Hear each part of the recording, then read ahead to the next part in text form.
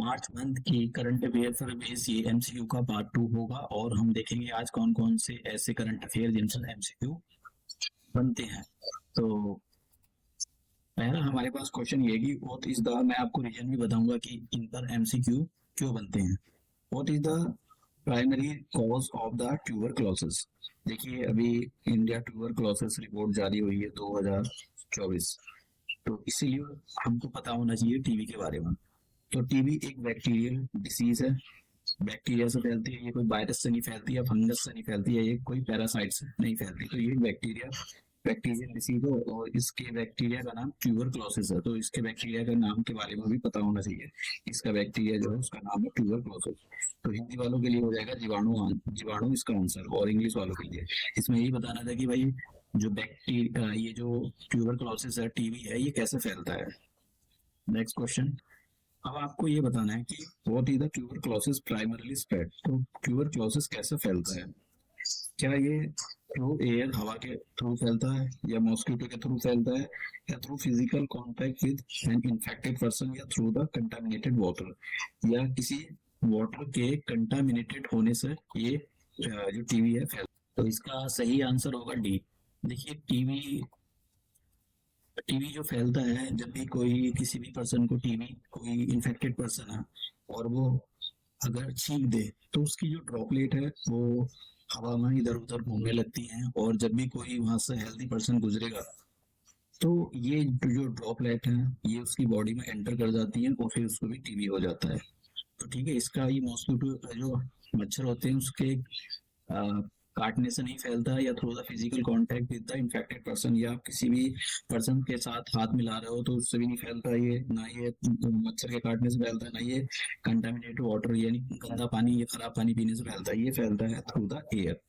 ठीक है, next question, अब आपको ये बताना है कि who identify the bacteria responsible for the tuberculosis. देखिए आपको यहाँ पर इसका नाम बताना है कि कौन कौन सा वो साइंटिस्ट था, इसको नोबेल प्राइज भी मिला था कि उसने जो है उसकी डिस्कवरी की थी भाई ये टीबी। तो इस साइंटिस्ट ने ये बताया था कि ये जो टीबी है ये कैसे फैलता है, मतलब इसके पीछे क्या ये मतलब क्या ये मच्छर के मतलब ये उससे फैलता है, वायरस से फैलता है। उसने इसके बैक्टीरिया का नाम बताया था। ठीक है, तो ये जो रॉबर्ट कूच थे, इनको नोबेल प्राइज भी मिला था। तो इन्होंने बताया था कि ये जो टीबी है, ये जो ट्यूबरक्लोसिस बीमारी, ये बैक्टीरिया से फैलती है, और इस बैक्टीरिया का नाम इन्होंने बताया ट्यूबरक्लोसिस, सॉरी माइकोबैक्टीरिया। तो माइकोबैक्टीरिया वेसुलस उसके बैक्टीरिया का पूरा नाम था। तो यही इसलिए इनको नोबेल प्राइज मिला था। तो आंसर हो जाएगा यहाँ पर सी। अब ये हम क्यों डिस्कस कर रहे हैं, इसलिए डिस्कस कर रहे हैं कि भी यहाँ पर इंडिया टीबी रिपोर्ट 2000 जारी हुई थी, तो मिनिस्ट्री ऑफ द हेल्थ ने इसको जारी किया था। तो इसी के रिगार्डिंग हम जान ये सारे पढ़ रहे हैं। और मैं आपको एक और बात बता देता हूँ कि इंडिया ने कुछ प्रोग्राम लॉन्च कर रखे हुए हैं टीबी को खत्म करने के लिए। जैसे कि एक प्रोग्राम है नेशनल टीबी एलिमिनेशन प्रोग्राम। तो इसका जो टारगेट है, इसका टारगेट ये है कि 2025 तक हम टीवी को भारत से खत्म कर देंगे, एलिमिनेट कर देंगे। देखिए ये पॉसिबल नहीं है क्योंकि 2024 चल रहा है, और 2024 के अकॉर्डिंग अभी टीवी के इतने केसेस ऐसे हैं जो जिनका गैप है, जो मिसिंग केसेस है, उनको आइडेंटिफाई करना ये एक बहुत बड़ा चैलेंजेस है।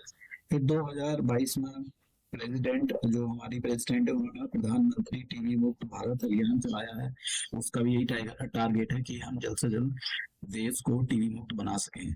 अब यहाँ पर देखिए, अब मैं आपको यहाँ पर कुछ चीजें बताना चाहता हूँ जो हमारे एस्टिमेटेड केसेस हैं।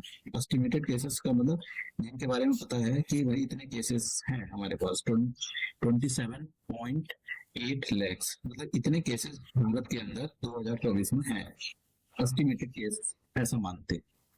अब लेकिन लेकिन इन सब के बारे में पता नहीं है। तो अभी तक जो पता लगा है वो ऐसे केस 5.5 लाख केस ऐसे हैं जिनके बारे में उनको पता है कि इतने केस हैं। तो ये जो 2.3 लाख केस बचे, ये मिसिंग केस है, इनको बोलते हैं मिसिंग केस। तो सबसे बड़ी प्रॉब्लम क्या है, इन मिसिंग केस को आइडेंटिफाई करना। देखिए अगर आपके गांव या किसी शहर में किसी को टीबी हो जाता है तो लोग बताते नहीं है कि हमको टीबी हो गया, और वो इसी चक्कर में उसको फैलाते रहते हैं। तो उनको उनको ऐसा लगता है कि अगर वो बताएंगे तो समाज के लोग उनको क्या कहेंगे, उनके साथ उठना बैठना छोड़ देंगे। इसी चक्कर में उनको ये जो टीबी है फैलता चला जाता है। तो ये जो केस है 2.3, ये बहुत मुश्किल है कि 2025 तक भारत को टीबी मुक्त करा जाए।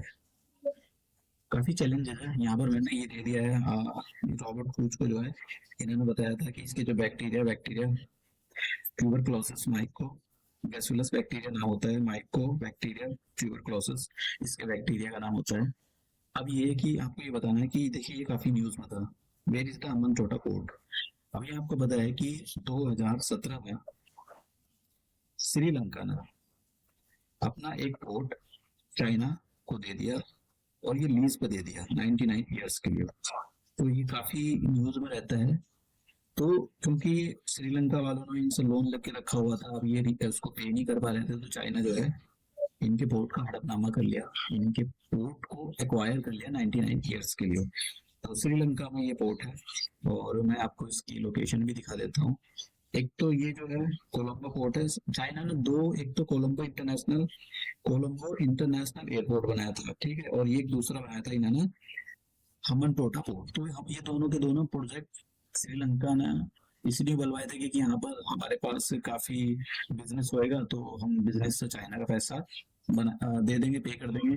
लेकिन ऐसा कुछ नहीं हुआ। हम्बनटोटा पोर्ट और कोलंबो पोर्ट को कोई जाता वाता है नहीं है, तो ये जो है यहाँ पर इनका बिजनेस ठप पड़ गया, जिसकी वजह से ये जो है जो इन्होंने सोचा था उसकी वजह से इनको नुकसान हुआ। नेक्स्ट क्वेश्चन, आपको ये बताना है कि ये 2024 एक एक्सरसाइज होती है टाइगर ट्रम्प। तो एक्सरसाइज जो हुई थी ये टाइगर ट्रम्प, ये कौन सी दो कंट्रियों के बीच में हुई थी? क्या इंडिया चाइना के बीच में हुई है? देखिए इंडिया चाइना के बीच में तो नहीं होगी, इंडिया पाकिस्तान के बीच में। ये तो दो बिल्कुल होने नहीं चाहिए आंसर, समझ गया? इंडिया रशिया या इंडिया यूएसए के बीच में हो सकती है। तो इसका सही जो आंसर है इंडिया और रशिया। ट्राई सर्विसेज जो हमारी तीनों सर्विसेज तीनों आर्मी है, तो उन्होंने यहाँ पर पार्टिसिपेट किया। तो इसका आंसर हो जाएगा हिंदी वालों के लिए भी सी, ये यहाँ पर दिया हुआ है। अब आपको ये बताना है नेक्स्ट क्वेश्चन ये कि एशिया की ऐसी कौन सी कंट्री है जिसने सेम सेक्स मैरिज को अलाउ किया है, लीगल कर दिया अपने देश के अंदर? तो आपको उस एशिया की, देखिए ताइवान एक ऐसा देश है एशिया के अंदर जिसने सेम सेक्स मैरिज को अलाउ किया है। तो आंसर इसका ये हो जाएगा। अभी हाल ही में अगर रिसेंटली पूछा जाए कि ये बताओ कि रिसेंटली एशिया की ऐसी कौन सी कंट्री है जिसने सेम सेक्स मैरिज को लिए अलाउ किया है, तो वो उसका आंसर हो जाएगा यहाँ पर थाईलैंड। समझ गए आप? तो ये पूछा जाए कि बताओ एशिया के अंदर ऐसी कितनी कंट्री है जिन्होंने सेम सेक्स मैरिज को अलाउ किया है, तो एक तो थाईलैंड ने अप्लाई कर दिया, थाईलैंड ने और ताइवान ने और नेपाल, ये तीन कंट्री ऐसी एशिया के अंदर जिन्होंने सेम सेक्स मैरिज को अलाउ किया है।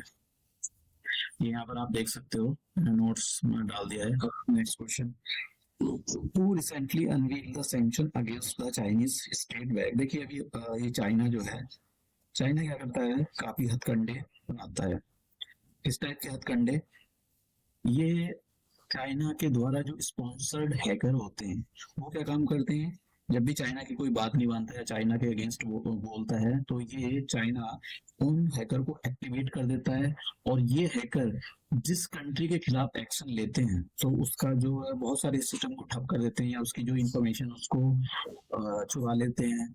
तो इसी को देखते हुए, क्योंकि ये काफी सारे इंडिया में भी ये काफी हमारे आपने देखा होगा, इंडिया के अंदर भी काफी केसेस हुए थे, और ऑस्ट्रेलिया के अंदर भी हुआ है, जापान मतलब जापान के अंदर नहीं यूएसए के अंदर भी ये सारी चीजें। तो इसी चीज को देखते हुए चाइना जो बैक होते हैं, चाइना बैक हैकर को देखते हुए, एक तो USA United state of America और यूके यूनाइटेड किंगडम, इन दो कंट्रियों ने चाइना के खिलाफ एक्शन लिया है।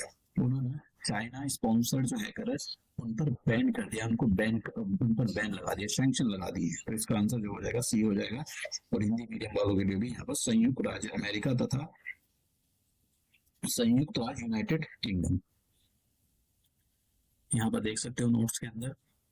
अब ये इम्पैक्ट डाला है, इम्पैक्ट लिखा है यहाँ पर भाई, जब भी हैकिंग होती है तो उसका क्या इम्पैक्ट पड़ता है। तो इतना ये मेंस के लिए है भाई, आप अगर आपको मेंस में लिखना पड़े तो आप ये 4 पॉइंट को कोट कर सकते हो अपने आंसर में। तो हम यही करते हैं, आज का लेक्चर खत्म।